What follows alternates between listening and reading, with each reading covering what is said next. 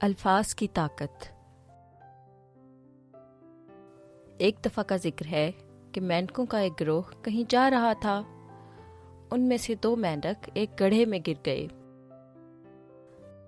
باہر ٹھہرے مینڈکوں نے دیکھا کہ گڑھا ان 2 مینڈکوں کی استطاعت سے زیادہ گہرا ہے، تو انہوں نے اوپر سے کہنا شروع کر دیا، ہائے افسوس، تم اس سے باہر نہ نکل پاؤ گے۔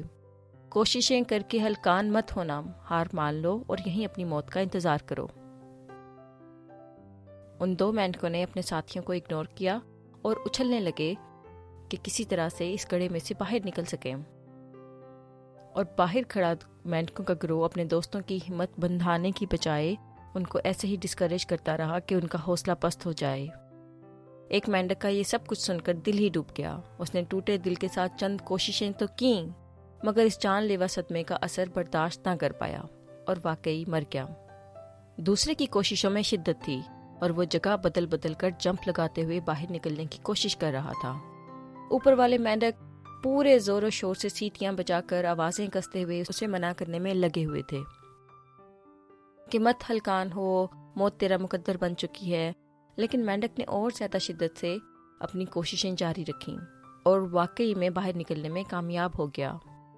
جیسے ہی وہ باہر نکلا، سارے مینڈک اس کے گرد جمع ہو گئے اور پوچھنا شروع کیا کہ وہ باہر کیسے نکلا۔ تو سب کو یہ جان کر بہت حیرت ہوئی کہ یہ والا مینڈک تو کانوں سے محروم اور بہرا تھا۔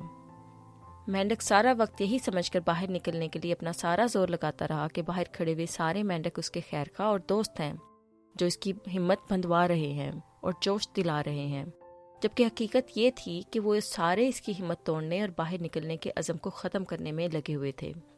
نتیجہ، آپ کے الفاظ کسی کی زندگی کو بنا بھی سکتے ہیں اور کسی کی زندگی کو تباہ بھی کر سکتے ہیں۔ ہمیشہ سوچ سمجھ کر بولیے۔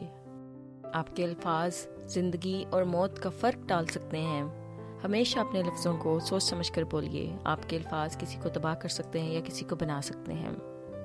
ایک اور سبق جو ہمیں اس کہانی سے ملتا ہے وہ یہ ہے کہ کسی بھی تنقید پر بد دل مت ہوں، بلکہ اس تنقید کے نشتر کی سیڑھیاں بنا کر کامیابی کی منزل کی طرف بڑھتے رہیں۔